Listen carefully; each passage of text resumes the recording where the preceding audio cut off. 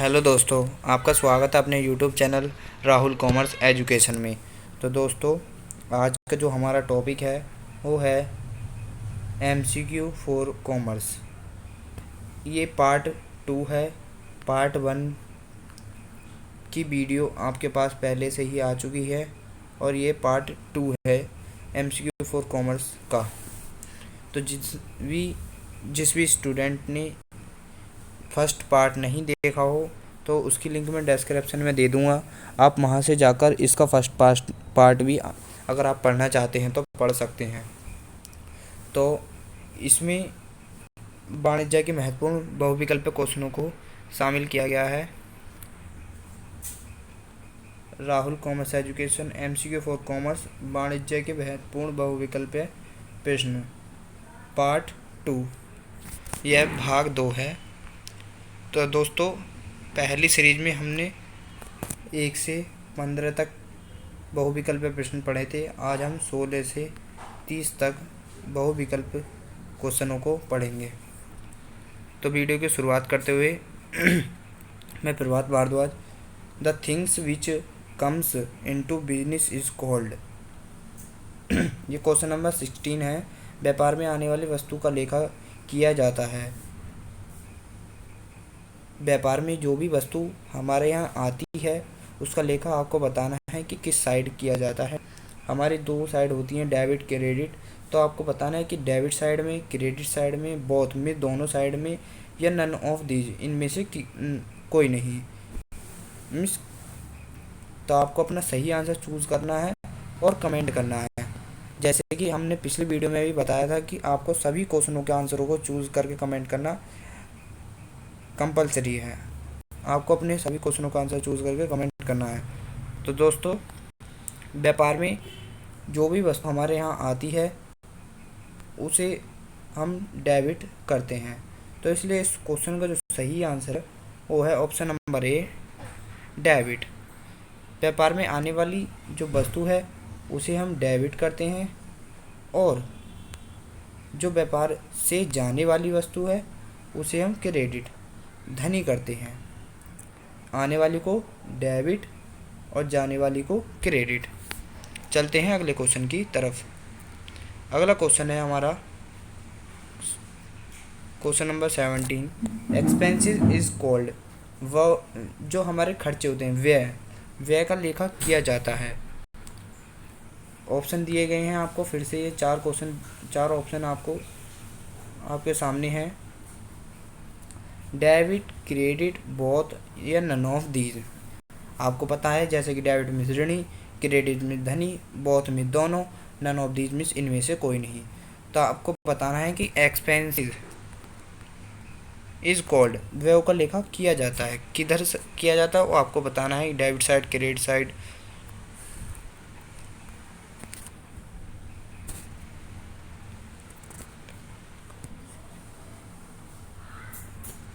हाँ, तो दोस्तों, इस क्वेश्चन का जो सही आंसर है वो आपको अपना चूज़ करके कमेंट करना है।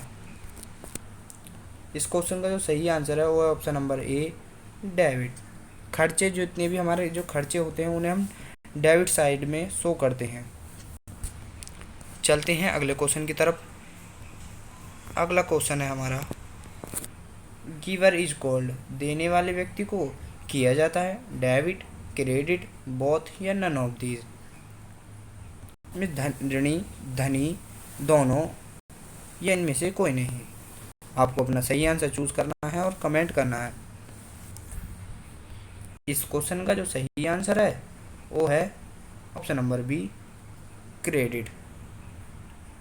क्रेडिट जो है वो गिवर मीन्स देने वाले व्यक्ति को हम धनी करते हैं और पाने वाले व्यक्ति को ऋणी करते हैं। इसलिए इस क्वेश्चन का जो सही आंसर है वो है क्रेडिट। अगले क्वेश्चन की तरफ चलते हैं। Any legal work which is done to get profit is called. लाभ कमाने के उद्देश्य से की गई कोई भी वैधानिक क्रिया क्या कहलाती है या कहलाती है?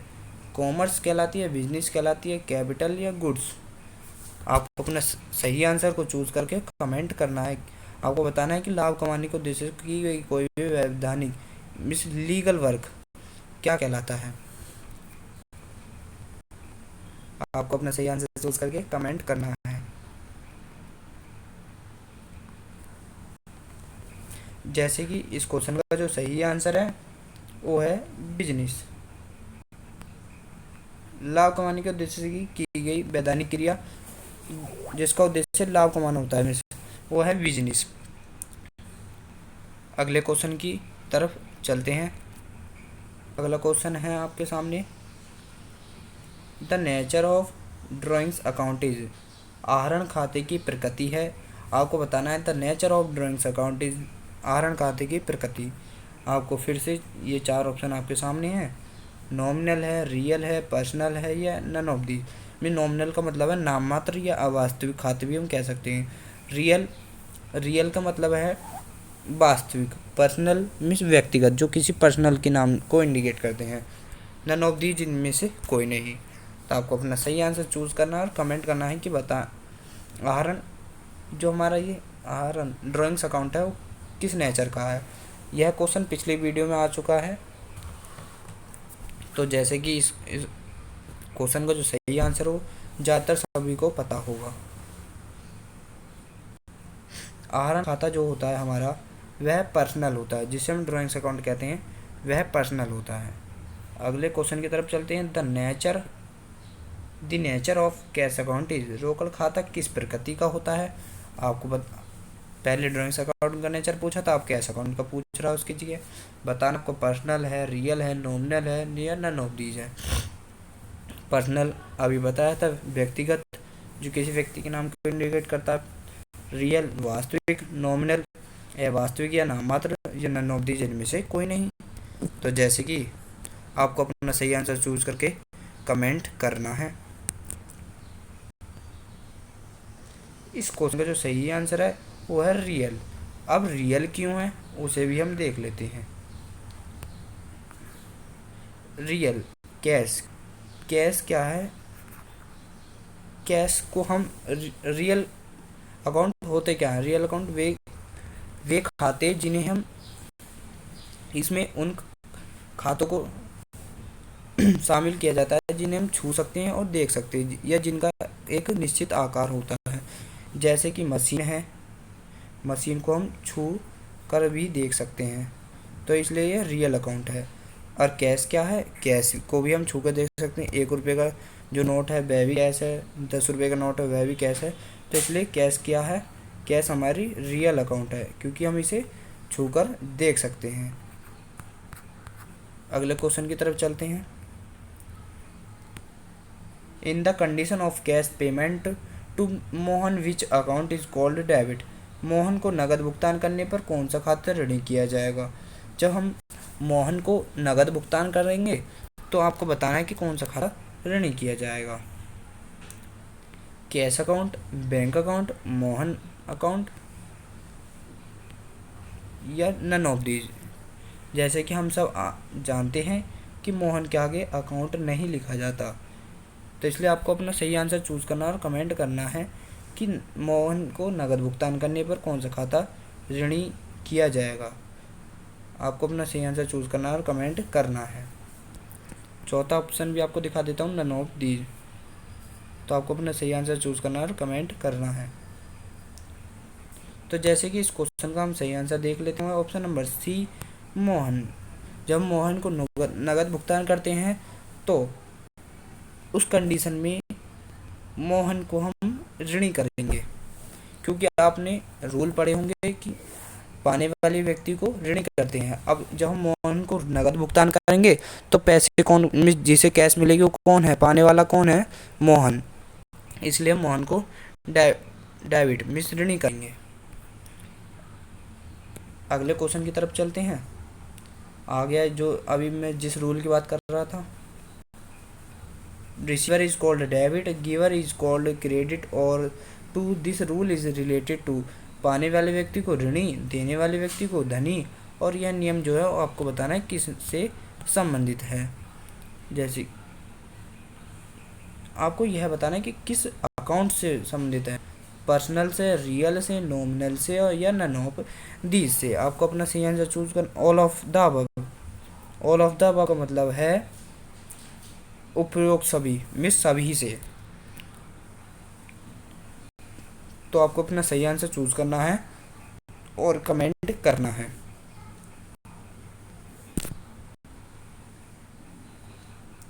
इस क्वेश्चन का जो सही आंसर है वो है option number A, personal account. अब पाने वाले व्यक्ति को ऋणी, देने वाले व्यक्ति को धनी करते हैं, वो किस में करते हैं? पर्सनल। यह नियम जो आपको संबंधित है वो है पर्सनल अकाउंट से। अब क्यों है उसे भी हम एक बार समझ लेते हैं। चलिए हम पिछले क्वेश्चन की तरफ। यहाँ पर हमने पढ़ा था कि मोहन को नगद भुगतान करने पर कौन सा खाता ऋणी किया जाएगा। मिस पाने वाला कौन था? पाने वाला कौन था? मोहन। मोहन था पाने वाला। तो हमने क्या किया? मोहन को डेबिट किया। मोहन को क्या किया? डेबिट किया। तो पाने वाले व्यक्ति को ऋणी। अब मोहन क्या है? मोहन का खाता किस प्रकार का खाता है? एक पर्सनल अकाउंट है, क्योंकि वह किसी पर्सनल के नाम को इंडिकेट कर रहा है। मोहन कैसा है? पर्सनल, क्योंकि व्यक्ति के नाम से है। मैंने बताया था पर्सनल अकाउंट किसी व्यक्ति विशेष के नाम से होता है। तो ऐसे ही यहाँ पर पूछा था पाने वाले व्यक्ति को ऋणी, देने वाले व्यक्ति को धनी। तो यहाँ पर पर्सनल अकाउंट की बात आई। तो जैसे पाने वाले व्यक्ति अभी ऊपर वाले क्वेश्चन में कौन था? मोहन। तो इसलिए वह कौन से अकाउंट को इंडिकेट कर रहा था? पर्सनल। इसलिए इस क्वेश्चन का जो सही आंसर है वो है पर्सनल अकाउंट। अगले क्वेश्चन की तरफ चलते हैं। Question number 24, expenses is called debit and income is called credit are to this rule is related to.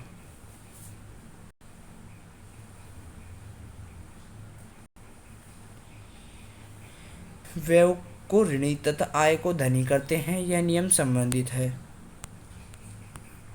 Personal account से, रियल अकाउंट से, नॉमिनल से या नन ऑफ दी से। इनमें से कोई नहीं। जैसे कि तो आपको बताना है व्यय तथा व्यय को ऋणी, आय को धनी करते हैं, यह नियम कौन से अकाउंट से संबंधित है। तो आपको अपने सभी क्वेश्चनों के आंसर को चूज करके कमेंट करते रहना है। जैसे कि इस क्वेश्चन का जो सही आंसर है वो ऑप्शन नंबर 3, नॉमिनल अकाउंट में अवास्तविक खाते या नाममात्र खाते जिसे हम कहते हैं, उसमें क्या होता है? जो खर्चे होते हैं हमारे, उन सबको हम डेबिट करते हैं, और जो हमारी इनकम होती है, जो हमें आय होती है, प्रॉफिट होता है, उस सबको हम क्रेडिट साइड में शो करते हैं। तो इसलिए इस क्वेश्चन का जो सही आंसर था वो था ऑप्शन नंबर 3, नॉमिनल अकाउंट। अगले क्वेश्चन की तरफ चलते हैं। अगला क्वेश्चन है the things is which the business transaction is held is called. वह वस्तु जिसमें व्यापारिक लेन देन किए जाते हैं वह कहलाती है। थिंग्स, मटेरियल, गुड्स या नन ऑफ दीज। आपको अपना सही आंसर चूज करना है और कमेंट करना है। जैसे कि इस क्वेश्चन का आंसर आप देख लेते हैं, वो है ऑप्शन नंबर 3, गुड्स। वह वस्तु जिसमें व्यापारिक लेन देन किए जाते हैं वह क्या कहलाती है? गुड्स। ज़्यादातर जो हमारे व्यापारिक लेन देन होते हैं वह कौन सी वस्तु है? वो है गुड्स, मीन्स माल, क्योंकि जो बिजनेस होते हैं उसमें माल का ही आदान प्रदान किया जाता है। अगले क्वेश्चन की तरफ चलते हैं। In which condition of cash deposit into bank which account is credit debit. Bank में जब हम धनराशि जमा करते हैं तो कौन सा खाता ऋणी किया जाएगा। आपको बताना है कि जब हम बैंक में पैसे जमा करेंगे तो कौन सा खाता ऋणी किया जाएगा। Cash account, bank account, both में दोनों, नन ऑफ दिस मीन्स इनमें से कोई नहीं। तो आपको अपना सही आंसर चूज करना है और कमेंट करना है। तो जैसे कि इस क्वेश्चन का जो सही आंसर है वो है option number B, bank account. Bank account जो है इस क्वेश्चन का सही आंसर है, क्योंकि बैंक में धनराशि जमा करने पर बैंक खाता ही डेबिट किया जाता है, क्योंकि जैसे कि हमने रूल रूल पढ़े थे, पाने वाले व्यक्ति को ऋणी तथा देने वाले व्यक्ति को धनी। जबकि बैंक भी क्या है, एक पर्सनल अकाउंट है, क्योंकि किसी व्यक्ति या विशेष के नाम से खोला जाता है, इसलिए इसमें पर्सनल अकाउंट का रूल लगता है कि पाने वाले व्यक्ति को ऋणी। तो बैंक क्या है, जब हम बैंक में धनराशि जमा करेंगे तो पाने वाले व्यक्ति कौन है, बैंक है। तो इसलिए इस क्वेश्चन का जो सही आंसर था वो है बैंक अकाउंट। इस कंडीशन में बैंक खाता डेबिट किया जाएगा। अगले क्वेश्चन की तरफ चलते हैं। The transaction of goods purchase from Mohan is called. Mohan से माल क्रय करना किस प्रकार का लेन देन कहा जाएगा? A cash transaction, B credit transaction, C cash and credit transaction, या बोथ। यहाँ पर ये मिसप्रिंट है, यहाँ पर बोथ नहीं है, यहाँ पर नन ऑफ दीज है, मीन्स नन ऑफ दीज। तो आपको अपना सही आंसर चूज़ करके कमेंट करना है कि जब हम मोहन से माल का क्रय करेंगे तो वह किस प्रकार का लेन देन कहा जाएगा? मिस कैश मिस रोकड़ मिस नगद ट्रांजैक्शन कहा जाएगा, क्रेडिट मिस उधार ट्रांजैक्शन किया जाएगा, मिस उधार लेन देन, कैश एंड मिस नगद एवं उधार दोनों प्रकार का। यहाँ पर ये बोथ नहीं है, यहाँ पर है नन ऑफ दी, मिस इनमें से किसी प्रकार का लेन देन नहीं किया जाए कहा जाएगा। तो जैसे कि मैंने आपको बताया था, आपको सभी क्वेश्चनों का आंसर को चूज़ करके कमेंट करना है। जैसे कि इस क्वेश्चन का जो सही आंसर है वो है option number B credit transaction. अब क्रेडिट ट्रांजैक्शन क्यों कहा जाएगा? जैसे कि हम सब जानते हैं, जब हम नगद ट्रांजैक्शन करते हैं तो हम उस व्यक्ति का नाम नहीं लिखते। जैसे कि मैंने गुड्स परचेज किया, गुड्स परचेज। अब नगद खरीदा तो हम क्या लिखेंगे? Purchase account debit to. जब नगद हुआ तो हम क्या लिखेंगे? हमने कैश दी उसे, तो कैश अकाउंट। जबकि उधार लेन देन होने पर हम उस कैश में ट्रांजैक्शन नहीं करते। उधार लेन देन होने पर हम कैश में ट्रांजैक्शन नहीं करते, हम उस व्यक्ति का नाम लिख देते हैं, उस व्यक्ति का नाम लिखते हैं जिससे हमने माल को खरीदा है। इसलिए क्रेडिट ट्रांजैक्शन, जब भी नाम आए तो वहाँ पर उधार ट्रांजैक्शन हुआ है।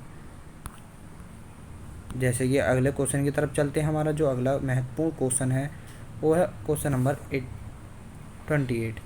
How many systems of book keeping. पुस्तपालन की प्रणालियाँ कितनी होती हैं? ए ऑप्शन जो है वो है 3, बी ऑप्शन है 2, सी ऑप्शन है 4, डी ऑप्शन है 5। आपको अपना सही आंसर चूज़ करना है और कमेंट करना है। पुस्तपालन की कितनी प्रणालियाँ होती हैं वो आप सभी को पता है। जैसे कि इस क्वेश्चन का जो सही आंसर है वो है ऑप्शन नंबर 3, सी 4। जो पुस्तपालन की होती हैं 4 प्रणालियाँ होती हैं। अगले क्वेश्चन की तरफ चलते हैं। Which system of book keeping is the oldest system.